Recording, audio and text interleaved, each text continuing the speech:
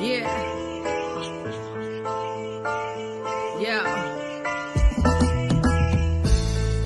Wandering round, wonder why I'm sensitive to these sounds. Plant down and lotus in a tempted ground. Knowing if I fail to lift the veil, I'm hellbound. Journey through the fate of all the hate I found. Done laying out the layman's for these lames, big clowns.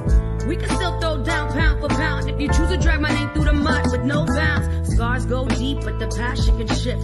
Trying to find a balance between anger and bliss.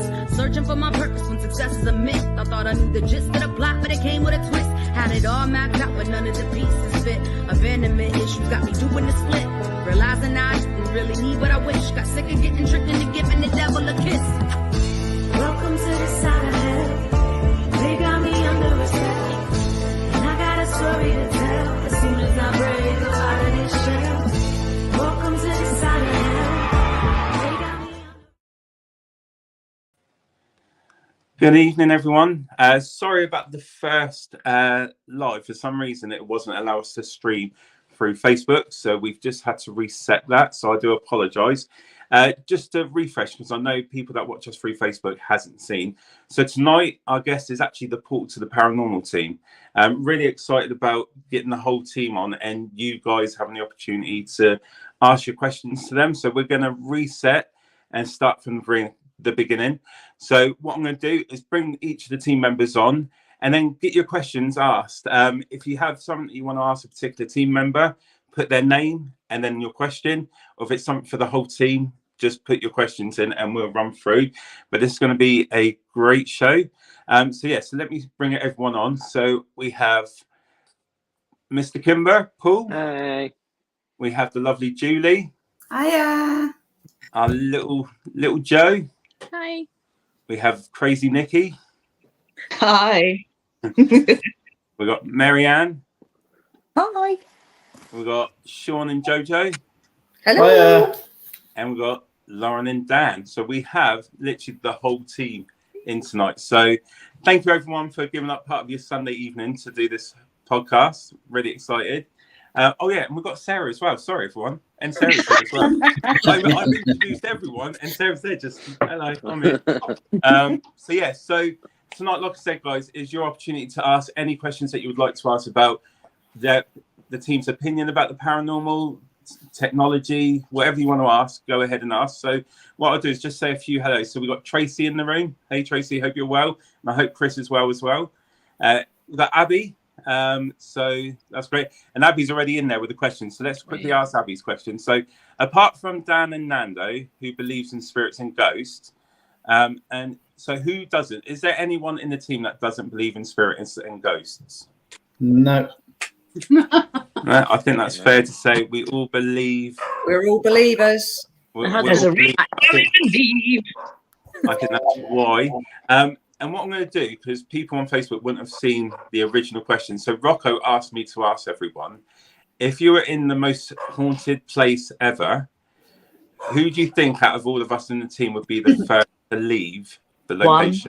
1, 2, 3. No. But as I said before, I think it would be a toss-up between me and Julie, to be honest. So, hey Nick, hope you're doing well. So I had some questions already for Abby saying me as well. Okay, maybe. So with all the locations that we've done since we've started this portal to the paranormal, what is your favourite location that you've investigated so far? So if we start with, as he's up the top, Mr. Kimber. Oh God, there's so many. Like it's just trying to remember all of them. I think definitely for me, Oxford Castle was quite good because of the amount of like whereabouts we could go in the castle. That was quite good, and it was obviously it's an really old building. So that was really good for me. That's cool. Julie? It's a toss-up between Nuns Cross or Wimmering. I love Wimmering. Yeah, Nuns Cross was a good one, wasn't it? Definitely Nuns Cross. What about Marianne? What's your favourite location so far? Honestly, they all seem. I just put the postcode in my sat nav and go, so I can't actually tell you what place is why. But wherever that place is for the servants' quarters, where Merley House. Merley House. Yeah. You got a bit scared there, didn't you, Marianne? Oh my God, most scariest Basically, experience of my okay. life. Well, what was Yeah. it, as you're on about a scary experience, what was that scary experience, Marianne? Us and the guests were all we had arm widths apart, which I weren't happy about because I wanted to stay with Sean the whole time and hug him. But he left me, and I had a shadow figure literally just pop its head right in front of me because I stayed by the light because I'm the investigator that's scared of the dark. And it literally just popped its head right in front of me, and I was like, oh, I did not know what to do with myself. I was crying for Sean, and Oh, but he weren't even there. He left me. I was a few feet away. Yeah, you left me. Yeah, so yeah, most scariest thing in my life. what about you, Nikki? Your favourite location? At the moment, I think it's got to be the same as Paul. It's got to be Oxford, purely because of that blinding EVP I got in this tower when we were doing the séance at the beginning of the evening. Yeah, was it? What was the EVP? Was it? Was it something like I'm here or? Who are you? No, it was Who Are You? That's cool. Oxford Castle's cool. Little Joe? All of them have been, but I think the mill that we went to down in Devon, for the fact that we had somebody that was complete skeptic, who ended up believing. And I don't know, I think the whole team got scared on that one, which was quite funny. But that was an absolute awesome investigation with the car, with Jojo's car and stuff. Yeah, it was wicked. Brilliant. Jojo, Sean? I'll go first. I think mine's got to be Antwerp Mansion, just for all the intelligent responses we got. The EVPs, the SLS captures, the communication between the two groups upstairs and downstairs. It was just, that whole evening was just awesome. That was the first time we went there. That was amazing. To have the little girl on the chair, jumping from chair to chair, duck, duck, goose, and it all coming through on the spirit box, the SLS, the cat balls, K2 meter, everything was going off. was and filmed. Yeah. And with Antwerp, me, Dan, and Nikki, we were downstairs in the basement, and we started playing a game, didn't we? Like asking for some random word. And I think Dan came up with certain things like pineapple, and through the spirit box, we were actually getting the same responses coming through, weren't we? Didn't you ask to tell us where we were? And the first thing that came on the spirit box when we turned it on was Antwerp. That was the first thing to come through. When you told Nikki, you were over the moon at that, weren't you? Oh God, yeah. Thanks. Dan and Lauren, your favourite location to date? I don't know. Where's yours? Well, I would probably mirror Sean and Jojo and say Antwerp, but just to be different, I will go with Shepton Mallet Prism. Enjoyed it there. Shepton is a great place. That has been good there, yeah. I quite like Shrewsbury Prison and Stansted House. We don't do Stansted House anymore. But yeah, Stansted, that time we were in that church, that scared the absolute crap out of us. So the question of where is your favourite location? Right, it's got to be Shrewsbury Prison or Stansted House. With PTTP? Yeah, with PTTP. Oh, wait, no, we didn't go to Stansted House with PTTP, did we? Okay, Shrewsbury Prison then. I still like Stansted House though. I still like Stansted, but Shrewsbury would be good. Yeah. And what about you, I was going. Oh. No, go on. I was just going to say about Manor Farm as well, but maybe we'll come to that. That was something else. Manor Farm, that last investigation was phenomenal. Yeah. Like, and we're definitely getting into that because I've got a question about that. So definitely. But what about yours there? Lauren and Jojo picked the two that I was going to say. Yeah, Stansted and Manor Farm. Yeah, definitely. Yeah, definitely brilliant. Yeah. So just there's a question by Nick. What about you? Where would you like to go anywhere in the world to investigate? So who wants to go first? If you could go anywhere in the world to investigate, where would you want to go? I've heard lots of good things about Old Salem. Oh yeah. America. Yeah. That sounds like a decent place to go. There's too many hit places. Yeah, there is too many. One I've seen things written about and heard about is the Doll Island just off Japan, where all the dolls are hung from the trees and they all move and talk and all sorts. I'd just love to go there. Yeah, that'd be. Winchester House. I think the list would be endless. I mean, you could just name so many. Alcatraz, I'd like to do that. Alcatraz. Yeah. And even the asylums and over in America as well. Yeah. So, yeah. Oh God, yeah. Waverley Hills Sanatorium. Yeah. Yeah. Anyone else got any answers to that one? Axe Murder House in America. Which house? It's called the Axe Murder House. Oh, Lizzie Is Borden. I think it is Lizzie Borden's house. Yeah. There's a couple of Axe Murder houses. You've got Lizzie Borden's, and there's the it begins with V. I can't remember the name of it. Velisca. Yes. Thank you. Oh, so some good answers. Love a good mansion. I really do. A nice big mansion. Like a castle. Brilliant. So we'll go back to viewers who have a question. So Tracy's asked, have any of you experienced a specific event that proves to you that the afterlife is real? And if so, what was it? You're going to have to go one by one with this one because everyone's had an experience. So who would like to answer that one first? Has anyone had an experience that made them believe that there's the paranormal's real, basically? Nanny on the doorstep. Well, there's one.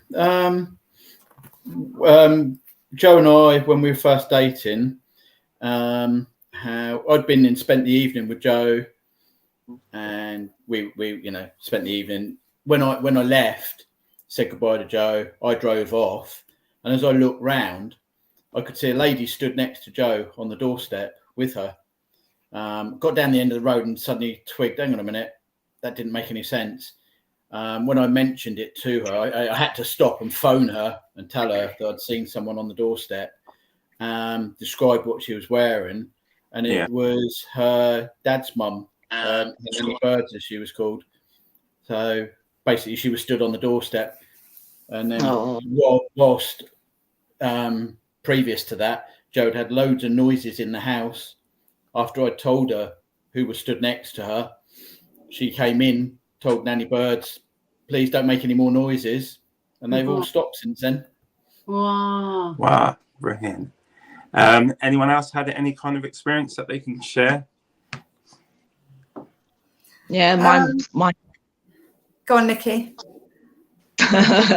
Mine was just from when I was a kid. I grew up in Clapham Patching, back of Worthing, and I spent most of my childhood walking in the woods with my sisters, and I'd always have a little girl that followed us that wasn't actually real. She was a ghost, so you could always tell. You could see pretty much most of her, but you just couldn't see her feet.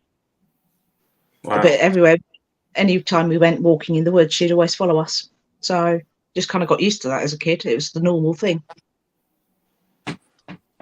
Yeah, and do you ever see her now, or was it just as a kid? It was just as a kid. I mean, we lived there up until I was 6 or 7. Then we moved. So, but yeah, it was. Yeah. Are you tempted to go back there, Nikki? Yeah, I love Clapham Woods. It's the weirdest, freakiest place. There's 2 sections to Clapham Woods. You've got the top section where the church is, where we've all been, and then there's the other side, which is runs parallels from Clapham Common, the road where I lived, up the side and comes out by the park behind the school. So you've got 2 sections of the woods, and the section that I saw, it was the other section where we didn't go. So you'd also hear a train sometimes, a steam train. Wow, that's cool. Anyone else had any kind of experience? Yeah, no, mine was from when I was about 12. That's what first got me into the whole paranormal. But I lost my brother in 1996, the eldest. I'm one of 7, so we lost the eldest. I was only 4 at the time, and obviously grief and whatnot, it's hard. And I remember getting very upset one day. I'd got told off for whatever reason. I got sent to my room, and I got sent I was up there crying and getting stressed out, and his photo used to be on my wall. And I remember shouting and saying it's his fault, because if he hadn't died, then, you know, mum and dad wouldn't be so sad and I wouldn't get told off all the time, yada yada. And yeah, all of a sudden his picture literally just flew off the wall. Wow. It literally just flew off the wall and smashed on the floor. And that scared the living daylights out of me. So I literally grabbed my duvet, grabbed my pillows and ran into my other brother's room, jumped in his bed. And then he said, I'm not sleeping in his bed. And he shoved me on the floor. So I slept on the floor in my other brother's bedroom. I wouldn't go back. I wouldn't go back in my room. But yeah, no, his picture come off the wall.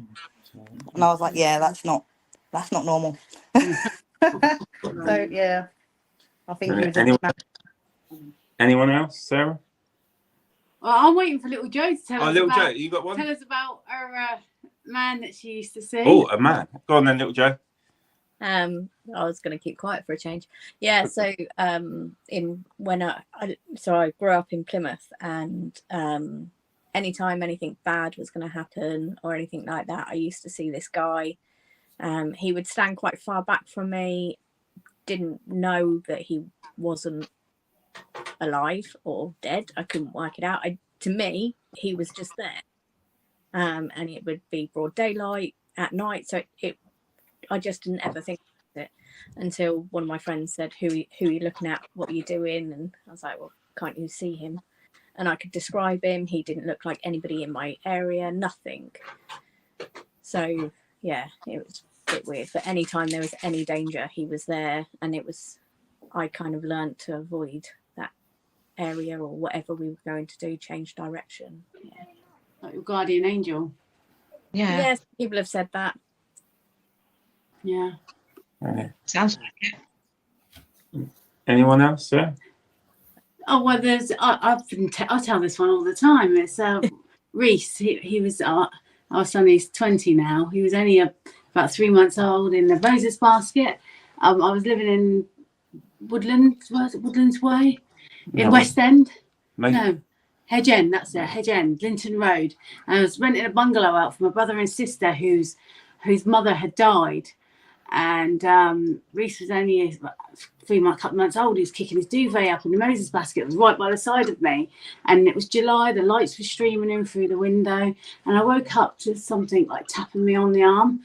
And as I come to, as clear as day, there was an old woman with big brown eyes squatting, poking me with her finger, just looking at me with a grin on her, smile on her face, and then she disappeared like chip and pants. Oh, bless.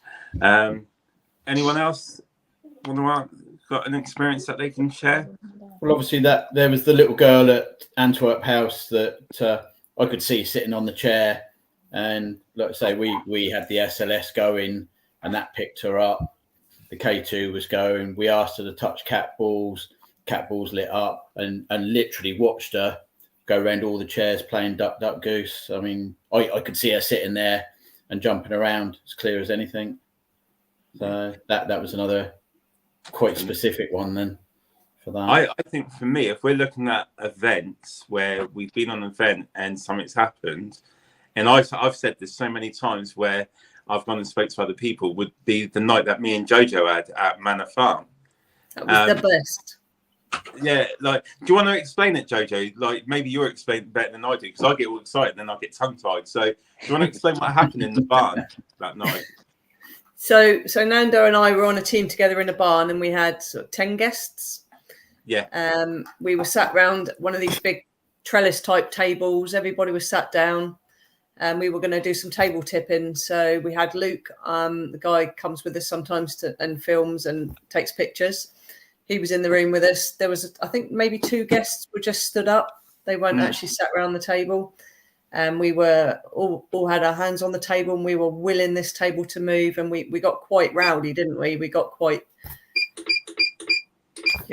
come on. Anyway, this table, no joke, went up 45 degrees after being, first off, it shunted towards Nando, and you should have seen his face. Go on, pull that face, Nando. Oh my God. So funny. Table was moving, went up 45 degrees, and I said to everybody, right, take your hands off. Everybody took their hands off when this table stayed there. So Luke was underneath the table with his camera. Absolutely no one was doing this. And then all of a sudden we said, right, put it down, slam back down to the floor. Absolutely amazing. The guests were like, wow. It was just one of those wow moments that you don't get very often, but it was absolutely amazing. I think you'll agree with me, Nando.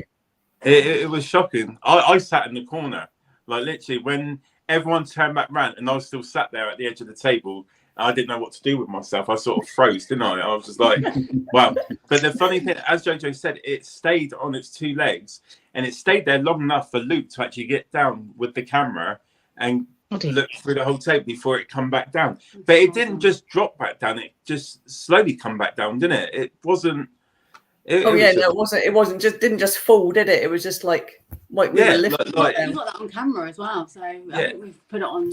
That's on. And I think the other amazing thing from that night was when Dan was in the what they call the school room, and Luke is filming, and Dan says, "Was that you?" And everyone was like trying to work out what the noise was. But then when looking back at the camera, you actually see a piece of paper that suddenly flicks. Yeah. But that was on the other side of the table where they were sitting, and it just randomly flicked. So that was it's great when it just happens out of the blue. Like I remember, I think it was Sean and Julie, and we was at Nuns Cross. And little Joe as well. And we were just talking, wasn't we? Generally, I think it was like in the morning. Yeah. And I tell you what, them big oak tables, they were so heavy, and no one was like leaning on it or anything, and it just didn't. Julie, from your end, you shit yourself because it just couldn't be moved. And all the cups and glasses on the table like chinked together where it wobbled so much.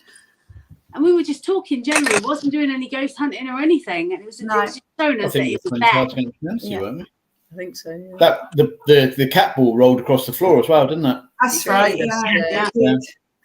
I think the cat ball, because that was behind us, wasn't it? And then, that's right. Yeah. So I think I remember you turning around, Sean, saying, "Did everyone just see that move?" And it just. But at that time, if we're honest, we weren't actually doing anything paranormal wise, were we? We were actually sat around playing Cards Against Humanity, wasn't it? So we were actually having a laugh, and then out of nowhere, it just. I don't know if I'm more worried about ghosts at Nuns Cross or being abducted by aliens. I think that both could happen. It's a crazy place. But on that theme then, so we're talking about events where we've had some wow moments. So we've spoken, me and Jojo, about Manor Farm, Nuns Cross. Are there any other places, even if it wasn't with Portal, were there any other locations that you've gone to investigate where you've had like a wow moment and it sort of shocked you? Yeah, Wimmering Manor. Go on, Julie. Sorry, Paul. I was just going to say Wimmering Manor. Wimmering Manor. Do you want to? Was that the most recent one that you're talking about, Julie? Every time I've been there, the first time I went there, I was in the attic, stood by myself, and I had sounded like a small girl whimper in my ear, which freaked me right out, and I did run out of the attic. And then the recent one where we had the shadow behind me, it reflected in the window, and I know there was nothing there. That was the last one that we went to. So basically, Julie sat on, do you know in the attic where you've got the little single beds? Yeah. And then I set up the camera in front of Julie and I left her for a while, and she was doing call out squad, and then she finished it. And as we look back, there's like this shadow figure that walks past her, but behind her. So that was a good moment. Anyone else? Any other location, Paul? Yeah, so this is like long before PPTP. I went to Falstaff's, which was in Stratford. I think it's Stratford. We went, it was my very first ghost hunt. We went for a charity day, last spend the night in a ghost house, whatever. And literally as we were doing the seance, I had like the best out of body experience I've ever had. Like I could literally see myself on the seance table, and like everyone else sat around it. It was so weird. And like my whole body was just like pins and needles, and it just felt so surreal. And then like someone literally had to like shake me to like get me back. It was so crazy. Yes. Wow. That's scary. Yeah, that's scary. I had an experience at Don Styler's. Okay. Yeah. Again, before PTTP were formed, we were there with some other group. Okay. Little Joe was with us. and Sean and I were in Don's office, in his little room. When you used to be able to go in there to do the Ouija board, there was a group in there. They left and went back to the hub. Sean and I stayed in the office, and you heard with someone. the door shut. The door was shut. You heard someone. You thought you heard someone. a noise in. Sorry. Go on. Heard a noise in the little cubby hole where they did the Ouija board. Joe said, "Everyone's gone." I said, "Oh, I thought so." So I stuck my head in. With that, this white glow came straight towards me and sort of went past me. And as it went past me, the door to the office opened. Flew open. Yeah, flew open. And Joe jumped up. I sort of looked around her, and she marched past me down the hall to you follow went it. off and left me, and I came down, and I was really. You went off, and I was like, "Don't leave me in here." So I'm storming off down the corridor, full of rage, not knowing why. Carry on. We then went into the hub where they were taking pictures and doing some scrying. So the girl that was taking the pictures turned around, took a picture of Joe, took a picture of me, and then went back to Joe. And she said, "I can't focus on Joe. The camera will not focus on her." Little Joe and myself both sort of looked at her and went, "Something's not right here." And I'm not kidding. If she could have, if Joe could have ripped our heads off, she would have done. She was absolutely steaming angry. I just wanted to go around and tell everybody to get out leave, in a not so nice way. We had Andrew Livingstone with us, who recognised straight away that she'd been taken over by the spirit, most likely Don Styler, and took her out, took away from the scene, and coaxed the spirit away from her. So that was your experience there. Yeah. Now you've said that, I don't know. You remember when we did the hot dogs? I think it might have been a Halloween. We did the hot dogs at Don Styler's. Yeah. And in that little cubby hole where the Ouija board was, it was Julie McGarry, one of our guests, and it was also her daughter Jordan. She was in there. I think little Joe, you was in there with me. I don't know if you remember. And we looked up as we was doing like some calling out, and it was like a misty white blob. Is that similar to what you saw? Because it was like hanging on the ceiling. Yeah. And I'm like, oh my gosh, can you see that misty white blob? And you mentioning it now, it all sort of adds up. I've seen it too. I've seen it there. I've got a photo of it. I took a photo in the gym, and as I did it, before I pressed the button, I actually saw with my naked eye a white blob go across, and I've caught it on camera as well. Awesome. Very own Slimer. That's really good. Our very own Slimer. Our very own Slimer. Right. Anyone else? A location? We've got our Stansted story, haven't we? Oh, go on. So me and Dan were sort of taking notes at the end of a different night, and we were sort of doing our own little thing in the church at Stansted, and we sort of sat down by the what do you call it, the end of the altar, and we were sort of facing like the end of the church, and up above there's like this sort of wooden balcony bit with obviously an organ and stuff on it, and we were sort of writing, taking notes, and what were we listening to? We were listening to something, weren't we, at the time, like a spirit box or voice recorder or something, just like playing stuff back. And then what we heard, remember, we're by ourselves. We heard like a wooden chair, or what sounded like something wooden dragging on wood, and literally like, and we we bolted it, didn't we? But were we asking for stuff to happen? I can't remember if we were. But yeah, we proper got out there quite quickly, didn't we? And what was the other thing? When we were at Shrewsbury Prison, do you remember? We were with Amy Curtis, and we were stood. What's the smaller wing? C wing. Yeah, we were stood at the top of the stairs there, just like how we are, just like between us. And we heard like this. Remember, we had like a growl, like literally it was like right between us. That was really clear as day. Got an EVP of that as well. I'm trying to think what other things stick out.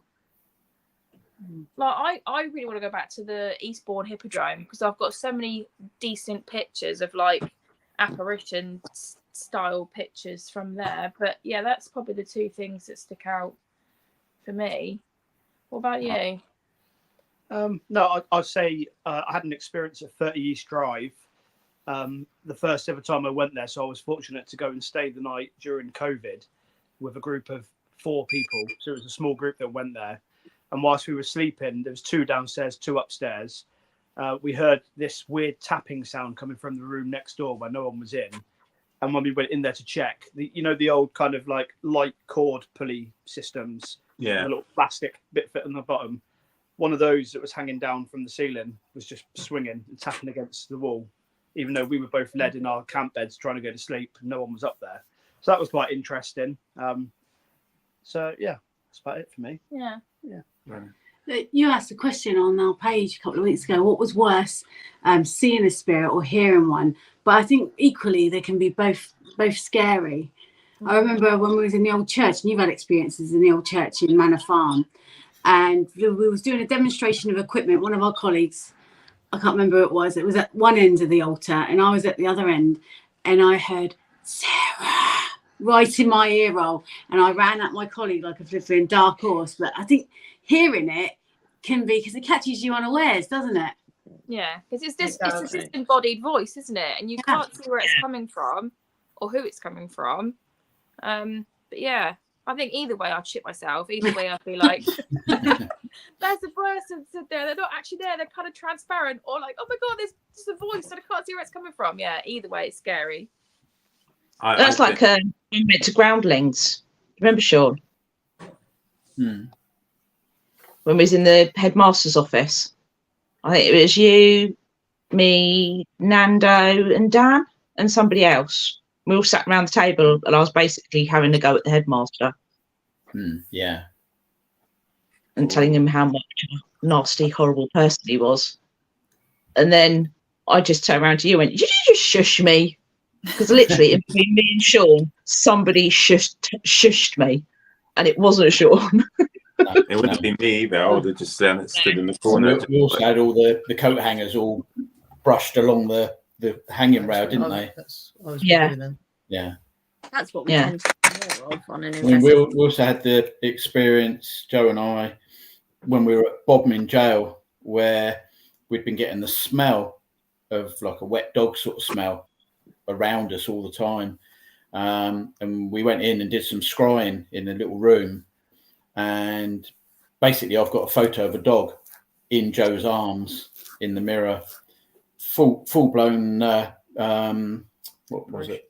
A dog. Yeah, like a beagle or a black dog, wasn't it? Yeah, a sort of a grey black dog, black ears. The photo's as clear as anything. This dog sat in her arms. As I took the photo, it jumped down out of her arms and went straight across the floor and out the door.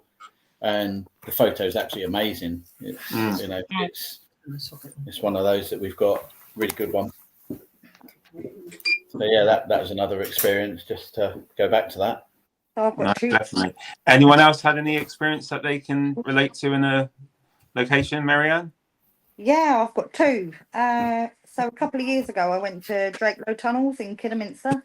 Yeah. And yeah, that was an experience all on its own. I went with my niece and nephew, their first time out investigating, so to speak, and went and done some table tipping down one of the tunnels.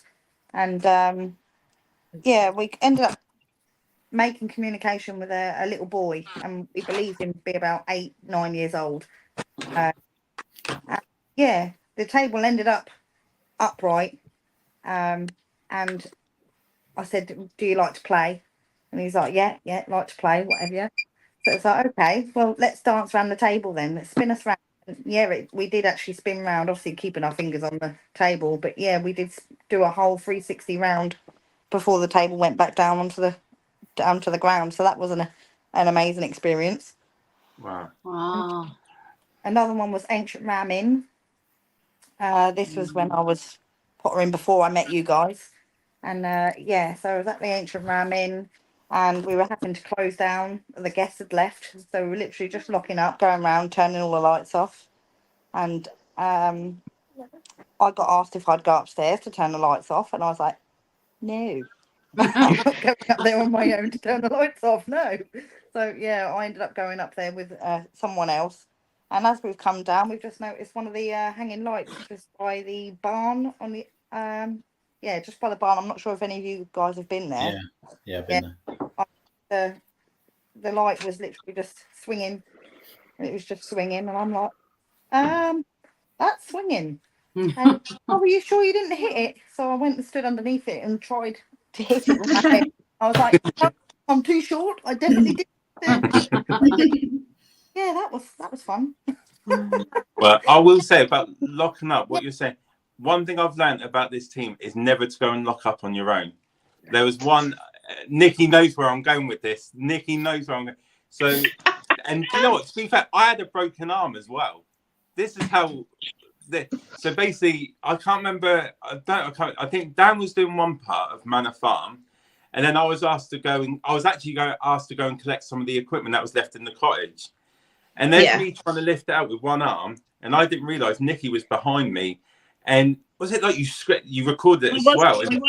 I was waiting just outside the doorway, so as you walked out of the cottage, I may have made you jump. My God, and everyone was laughing. And you may have screamed. And I've got to say, you screamed like a girl. I think we've all heard that at times or other. Yeah, I was just about to say that. And I think Dan and Lauren at the Burston Brickworks got me. I sat in the room on my own, and I think Dan was hiding behind the door. And as I walked past, he grabbed, and I was like, oh, mate, it's not good. So that's one thing about me. I think in every location, everyone has scared me one way or the other. That is true. But yeah, but great. It's the rules. You've got to do it. It's like the portal to the paranormal, tradition, really, of somebody in the team has to make Nando scream. I think we need. I think we need to start getting videographic evidence. We need to start doing bloopers. I think that'd be hilarious. I think you're falling down the stairs, Lauren. Yeah, we'll do a blooper reel, because I think there's a few videos that we can share with people. I've got a great recording from Julie where she's doing a call out at the Gherkin Museum, and she hears something, and you can hear that she's running out of the room. And it's like, bye. I'm really panicking. But no, brilliant. So Judy Hughes asked a question. Is there a venue which has been a disappointment in terms of activity and didn't meet your expectations? So should we start with Dan and Lauren with that one? Oh, I don't know. Well, I'm going to be quite controversial now. So I think 30 East Drive, personally. I agree. Me too. Think it's, I don't know, it's more tourist attraction now.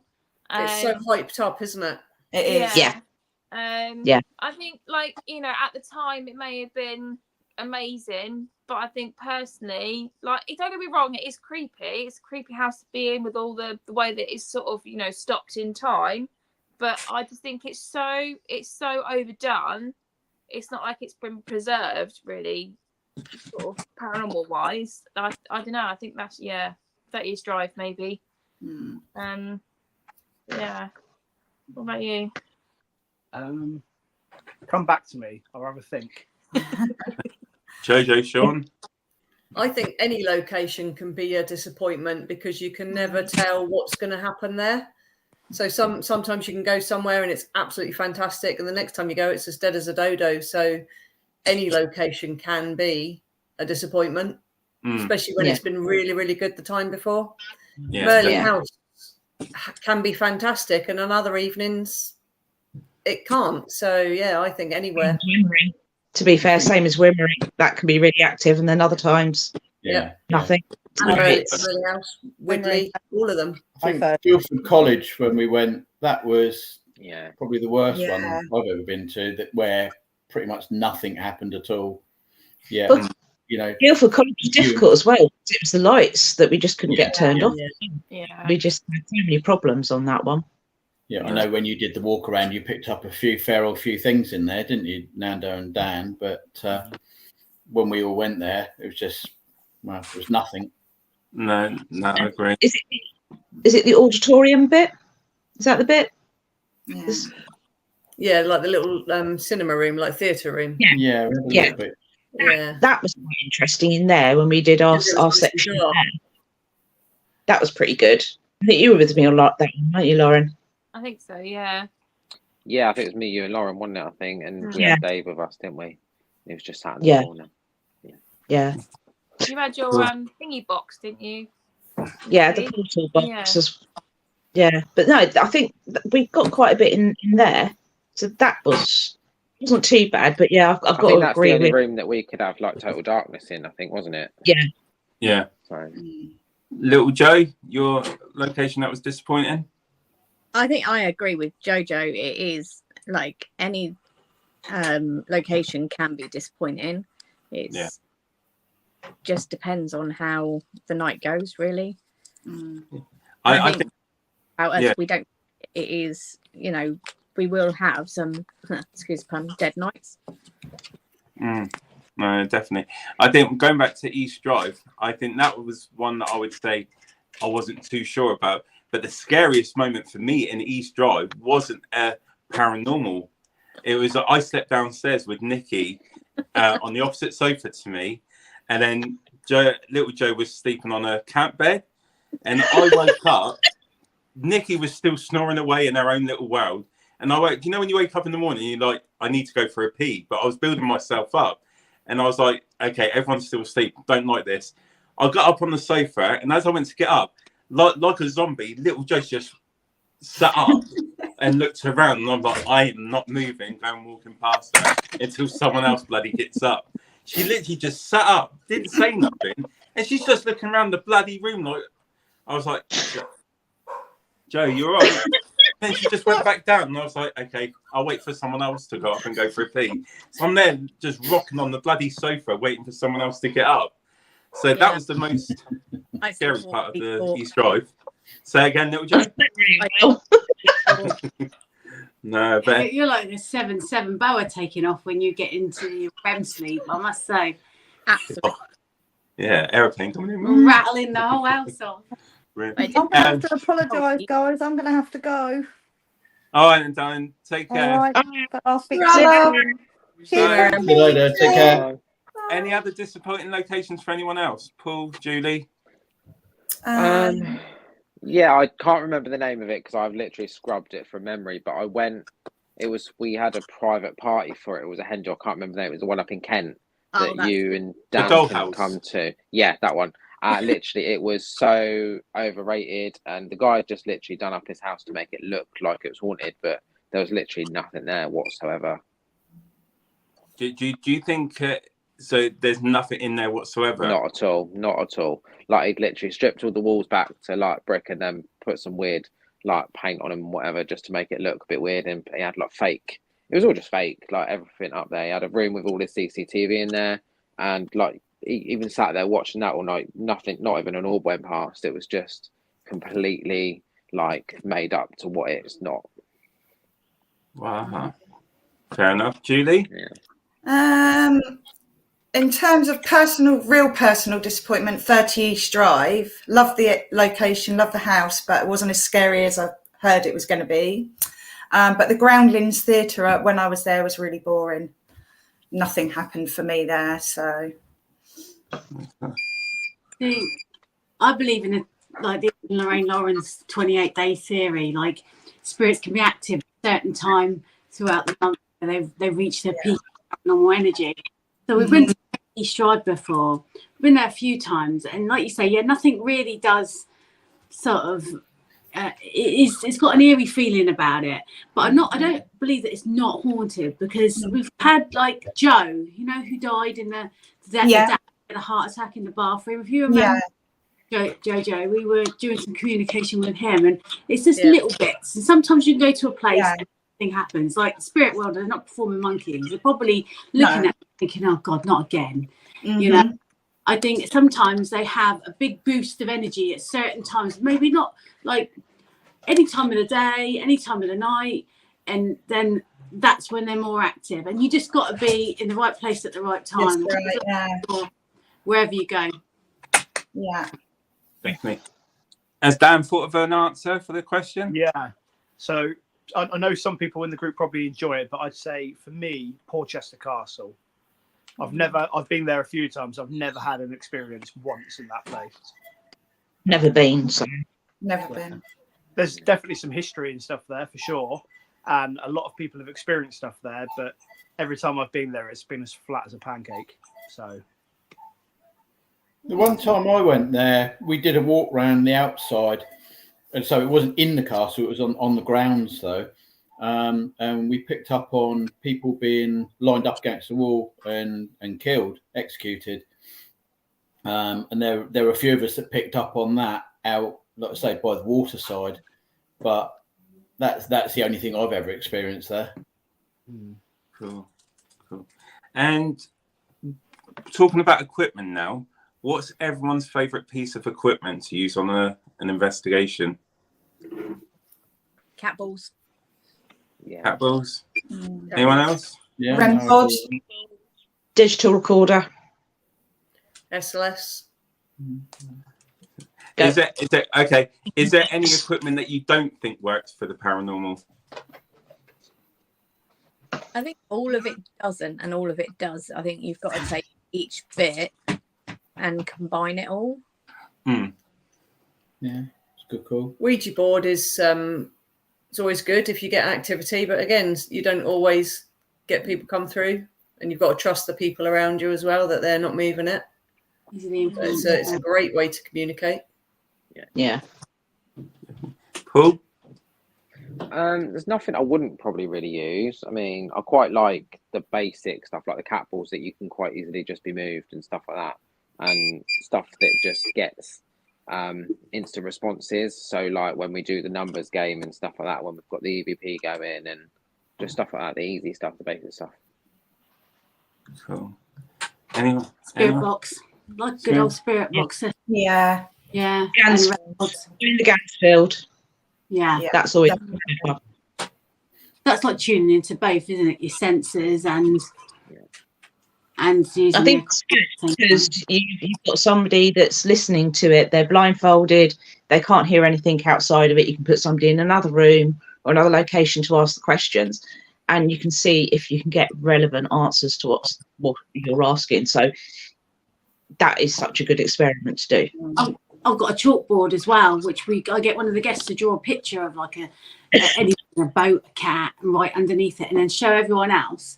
And then this person on the Gansfield shouts it out. She asks the spirit, "Can you tell us what this picture is?" And that it's not happened yet, but it would be wonderful if it did. One day it will.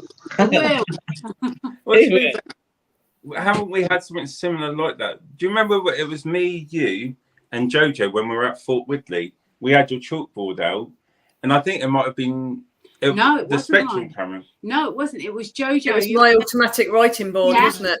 Do you remember what I'm on it? So basically, you set up your chalkboard then. No, it wasn't chalkboard. It was a writing board. Oh, was it a whiteboard? Yeah. And then we put the Spectrum camera down looking at the board where the pen was. And it was full battery and everything. And we left it. Where we went to another part of the... I think we went upstairs, didn't we? And then we went back, about half an hour, 45 minutes later?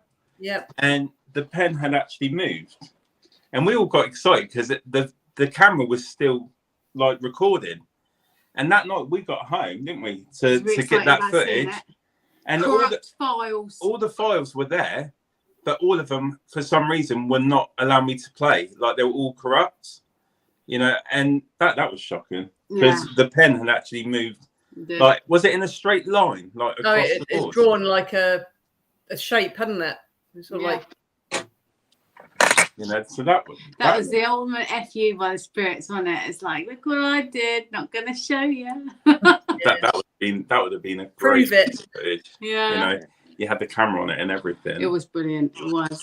But I think anything on camera and an EVP recording, I think that's the ultimate, isn't it? Catching it on camera or catching the voice there on the EVP. That is one of the ultimate prizes if you get it in the paranormal world. Yeah. Well, look at that picture that I took down the tunnels at Woodley. There's someone leaning around the corner who just can't deep up that. Yeah. Yeah. I think there's been that was a great because that got a lot of attraction as well when you put it on Facebook. And there was the boots that was descending from the ceiling. I don't know where that photo's gone, but that was a good one. There were some boots in Fort Woodley where they were descending from the ceiling like marching boots. And you've got the guy when Joe and I went up and there was when the goats were upstairs, and we've got the guy with the goats. I've got that picture still. Oh yeah. So there's been some great moments. Yeah, Had some great captures. Yeah. Take pictures. Yeah, there's been some great moments. So we've spoken about equipment. You know, with being in this field, you know, what would you say is the best part of being a paranormal investigator? The people you meet. Yeah. Yeah. To be able to have a guest come along that's really skeptical and they leave a believer, that's an awesome feeling. Yeah. And keep coming back. Yeah. Repeat customers. Yeah. I agree with Jojo, because you build that relationship and then you just end up having a laugh with them, don't you? And then it makes a great evening. It does make a great evening. And another one, like you're saying about potential, like people that join us on the events. I think it was Sean. Do you remember the guy that was he come with his partner and his mum, or his partner and her mum? And then I can't remember. We were doing a spirit box session, and his father come through on the Fort Woodley, in Fort Woodley. Oh, Fort Woodley, yes, yeah. And he didn't believe in the paranormal at all. No, he was to the point where he was going to go on his own, wasn't he, and leave. Yeah, and that's right. Yeah, and messages come through specific, but then you just saw the change in his face. He was absolutely gobsmacked when he got back to the hub. It was his dad, wasn't it? Yeah, it was his dad that come through. That's so right, that they were great. Yeah, that was a great moment investigating. Anyone else can think of any other great moments like that when they've had a customer or a guest with them and something amazing's happened with the guest, where you see that change? Yeah, Fort Woodley. What one? Not Fort Woodley, Manor Farm. Yeah. If you don't mind me saying, it was with Georgina, the young girl with all the piercings. Do you guys remember this? We were on the Ouija board in the big kitchen bit, you know, the main kitchen in the house. And I think upstairs in the twin room, we split the ladies downstairs and the boys were upstairs on the twin beds. And we were on the Ouija board. And at the K2 next to it, the electric magnetic field thing, and it has all the light stuff going from green to amber to red. And we was communicating with this old lady at first, and she was saying her age and that, and she'd like to watch us, she was saying. And there was the three girls were on the Ouija board, and it was all like coming through. It wouldn't give the name. The spirit wouldn't give its name. And every time we was asking its name, it was going to no, and then it would spell no. And then very juvenile, we said, why don't you go upstairs and scare the boys? And then it just went straight to goodbye. Then I said to the girls, I says, should we go upstairs with the boys or should we go into the schoolroom? And the lights started flashing every time we said we'll go upstairs with the boys in the twin room. So right then, spirit, we're going to go upstairs. Anyway, Georgina, for the scare factor, we thought we'd put her in the back room with Nimrod the dog. Bear in mind, she's just behind the door. And we're all in the twin room, just trying to communicate with spirit, and we hear this scream, this banshee scream. We go running in there, and Georgina's got 3 scratches. There's a picture on our page of it. Down, actually drew blood down her neck. She said that it felt like something was right in her ear, and it just scratched her. 3 scratches. And when I spoke to one of my other colleagues, the 3 scratches is like a piss take, as the Holy Trilogy. Ooh. The Holy Trilogy, what is that? Father, the Son, and Holy Ghost. Yeah, that's what it is. That when something demonic does that in 3s, that's what that meant. And the fact that it wouldn't give its name as well. So if you ever come across spirits, you always got to get their name, apparently. So yeah, that was flipping awful. And she vowed never to go Manor Farm again. It was really good. It was a really nice one as well, though, when Jojo and I were at Merchant Hall. I think Sean was in our group as well. I can't remember. It might not have been. We had that lad whose nan had passed away like the week before. Yes. Yeah. Came through and gave him a really lovely message. But he wasn't a believer, and he was, bless him, he was in floods of tears, but it was like really happy tears. because she literally died the week before, and that never normally happens that quick. So that was really nice. And it wasn't a Ouija board, it was through the glass. Yeah. Off it as well. So it was like all the message was coming from people that didn't really know anything about it. So it was quite nice. We were getting him to ask specific questions as well that only he'd know the answer to. Yeah. I've got a really good one. What one? I think it's Stansted House. It's the Stansted House where they had the wheelchair, and there's this big, long picnic table in the middle of one of the rooms.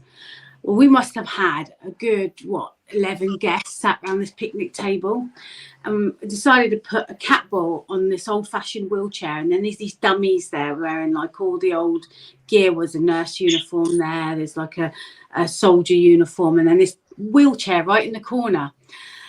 So put the cat ball there, and they've got all the guests sat on this picnic chair, and we're asking the spirit to communicate and, touch the cat ball. And it looked like something had just gone ping and flicked the cat ball right up into the air.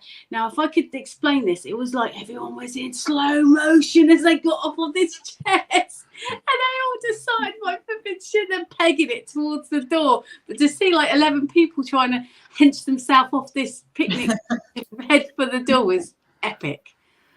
That's what I That was good. Because it didn't just roll, it was flicked off. Yeah. Was you there? I remember that. Yeah, I remember we had that at the church in Manor Farm as well, didn't we? Where the cat ball just rolled across the altar. Yeah. When we were filming. I think another moment, slightly different, was when we were at Merchiston Hall. Do you remember when we were in the top room with Charlie, Sean? And we put her on we were doing the Gansfield experiment with Charlie. So she was sat in the chair. And to be fair, she did it for about a good 15 minutes. And then we were like, okay, let's finish it. So we took the headphones off Charlie. We took the blindfold off. And she was completely like in a trance. Once she out, yeah. Sean went up to her and he was like, "Are you okay, Charlie?" And she used some very strong words towards Sean, didn't she, mate? Yeah. She was terrified, to be honest. Yeah. She was terrified, yeah.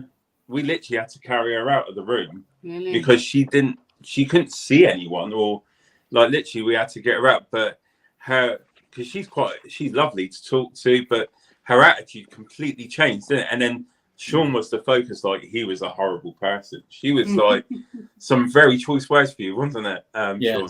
I think we'd picked up that there was a witch on the grounds, and this witch was basically what had taken her over. And she didn't like the fact that I could see through, see her as a witch and pick her up. And that was it. She just channeled all the aggression to me. Definitely. So that was a moment. So that was a moment with Charlie. Any more squeaky bum time, big times out there? Anyone else remember any more? I think for me personally, my squeaky bum times has been because of these lot, all of them. What about the 1940s tea room in the loft? Oh, mate, that got that. So we were upstairs, right in the attic, and me and Sean were calling out, and I was sat, and there was this massive bang, mate. I practically pushed past Sean, and I left him up there. I wasn't staying, like. But yeah, my most squeaky bum times is because of these lot scaring me. Anyone else? Do you remember that time we went to Merley House? We had that poltergeist thing where the box flew off, and we didn't record it or see it or anything, but we went in there, and 1 minute, did we have CCTV when we went to Merley House and that box flew off so there was like one of the rooms downstairs in the basement, and there was like stacks of like the plastic storage boxes. And then we were sort of doing, I think we walked around and somebody had filmed it to see where the box was. And then like later on in the evening, one of the boxes just fell off or whatever. Because we won't walk around again, because you can hear it split and cracked everywhere. Went back round, it was all over the floor. Do you remember that? That was really weird and freaky. Well, we had that at Merchiston Hall. Dan and I stood in the lobby talking, and a book just flew off the table. Yeah, I remember you saying that. there were books next to it and a vase next to it. None of that moved, but this book just went whoomp straight across, and it went about 3 or 4 feet across the floor. No explanation for that whatsoever. Saying about things flying, can you remember standing in the kitchen, Nando, in 40 tea rings? Oh, the plates, yeah. Jesus, that was something. Even the owner shit her pants. She says that's never happened before. Do you want to say what happened, Joe? That was a good one. Was it just you, me, and her in there? It was, wasn't it? It was me, you. We were there as well. We were in the doorway. And Sean and Jojo were in the doorway. Yeah, so there was Nando and me in the kitchen with the lady that runs the place. I know it's moved now, but she did run it. And then Jojo and Sean in the doorway. We were talking because she was showing me how to do the scones because she was going out, and she was like, well, you can do it. So yeah, fine. So she was showing me where everything was. And I saw that she'd done gluten-free. So I was like, excellent, talk me through this. So like me and her turned our backs. Nando was stood by the sink, which was further away from the shelves. The shelves behind us, there were like plates, tea plates, and like the afternoon cake stands. Yeah. So they had them, and out of nowhere, a load of plates came smashing onto the floor, and the wall that it was on was like a brick wall. So it's not like any of us could have like leant on anything and wobbled the shelves, absolutely nothing. We tried to debunk it, even though none of us were over there. We were like, let's see if I could have done this accidentally. Yeah, they all came off in a stack, didn't they? They didn't fall off. They all came off together. Yeah. Like that and dropped. And when we were trying to look for all the broken pieces, I looked on the shelves, and on one stack there was 4 down, and there was broken one on the 4th one down, which was odd as well, because normally you wouldn't have that if they'd just fallen off a shelf either. So yeah, it was really odd. And like she said, she's had activity outside where she'd had uniforms flying and stuff, but she'd never had anything in the kitchen. But yeah, that was quite scary. Yeah, I think we definitely stirred some stuff up in there, didn't we? Oh, wasn't it? There was something. I got to be honest with that location. I don't think it's the actual location that is haunted. I think it's all the stuff that she has been, because she's got stuff from World War One. She's got uniforms, pictures. She's got like even old-fashioned radios going back to it. But yeah, the kitchen and the attic was. And I just think it's someone trying to say, I'm here, help me, sort of thing. I don't think it was nasty, because it wasn't aimed at anybody. It just literally dropped the middle of the floor. It was, Nando nearly pooed himself. It was quite amusing. Hey, that's what I do. That's what I do better. That's normal. Yeah. Little Joe, what about when we was in Wimmera Manor upstairs with Edward or something or other we was communicating with your vibration box, and it sounded like amazing, proper tapping on top of it. Wimmera Manor, wasn't it? Yeah. That was horrific.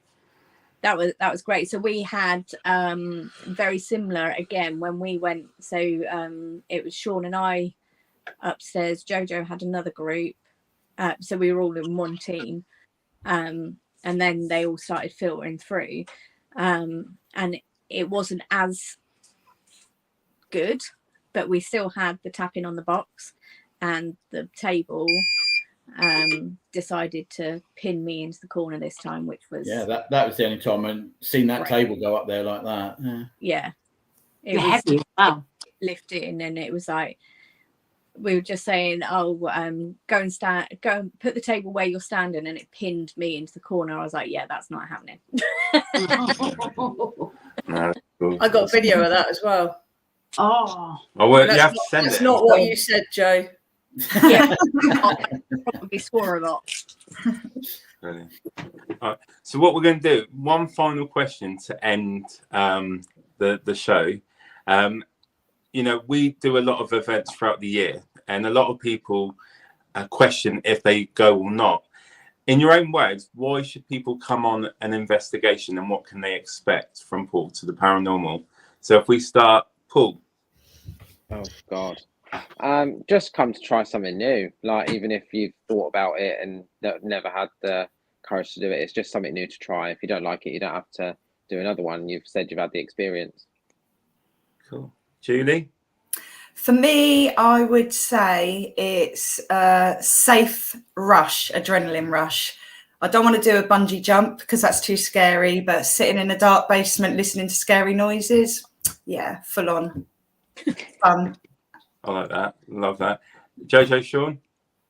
I think you just need to come along with us and see what it's all about. I mean, for me, my first ghost hunt gave me the bug.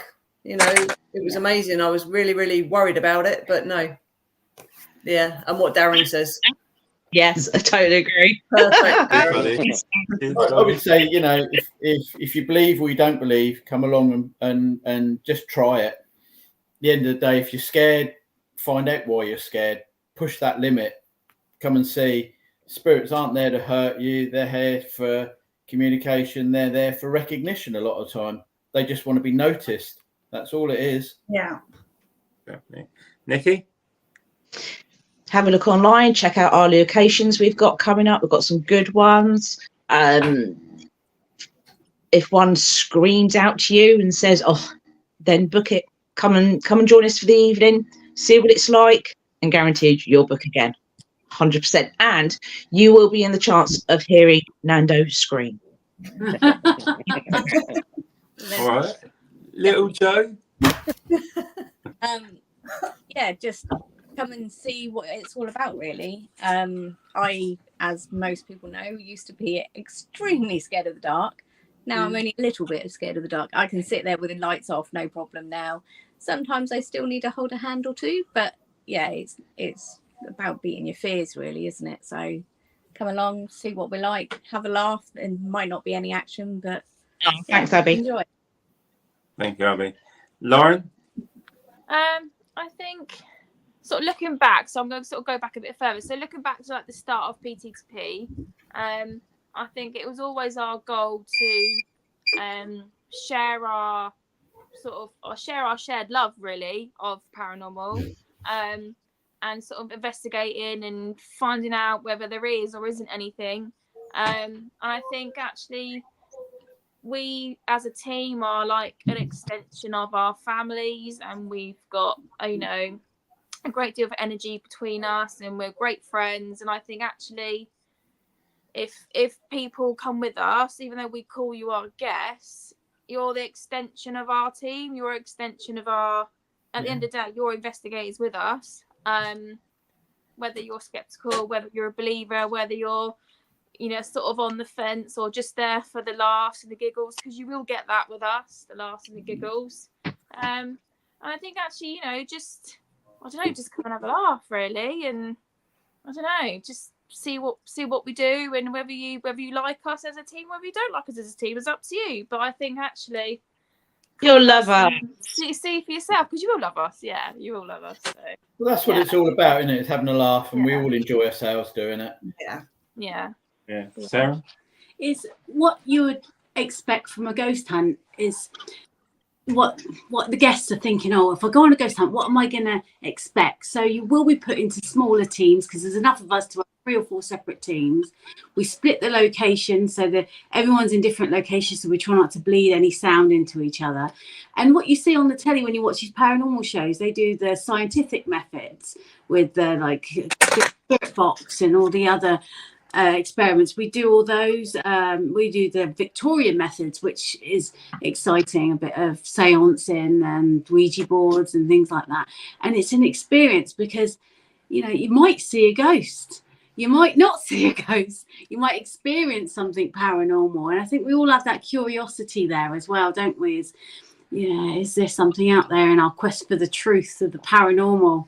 And I think that's what you'll get if you come with Portal to the Paranormal, definitely. And you might take a spirit home with you as well. No, not really. Sorry, I signed the waiver. If there's any green vomit coming out, or your head starts doing nothing to do with us, absolutely nothing. On a bit of paper. No, I think, you know, like everyone said, with Portal to the Paranormal, we are a really connected team. we're more than just a team. We're a great group of friends, and you know, we all have different things that we bring to the table, and you know, everyone makes it fun, you know. So, and I think there's a space for everyone to join us. To, if you don't believe, you're not sure, you're scared, we've all been there and we've all gone through that process. I'm still scared half the time, like everyone's pointed out tonight. But if you want to experience it and you want to have some fun with it, you know, definitely come and join us. You know, there's a lot of people that have joined us and they've had an absolute blast, and we want to continue that. And a lot of what we do is to share this experience and this journey that we're all having. And it's been an absolute blast with everyone. So, you know, we enjoy doing it, and we enjoy everyone that joins us. And we want the public to have the same experience as us. Yeah, so it's addictive. Yeah, so if you do want to come and join us on any event, you can head over to our website, www.portaltotheparanormal.co.uk, and then join us. And we promise you will have a great night. It might not be an active night, but there's enough people in the team that will make you laugh. It might be an active night. It might be booming. So we will have a great time. But for now, I just want to say thank you to the whole team for spending some time tonight, you know, answering questions, having a bit of a laugh. Maybe we'll do it again in the future. But as always, thank you for everyone that's joined in and been watching. And we will be back soon. But for now, we're all going to say our little goodbyes and enjoy the rest of your Sunday evening. Bye. Bye. Take care, everyone.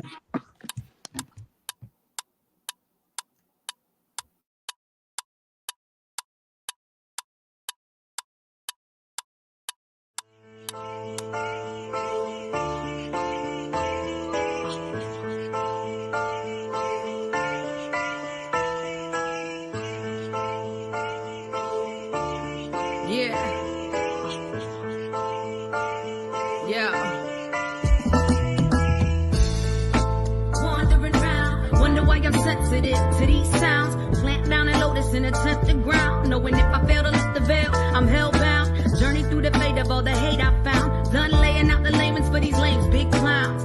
We can still throw down pound for pound if you choose to drag my name through the mud with no bounds. Scars go deep, but the passion can shift. Trying to find a balance between anger and bliss.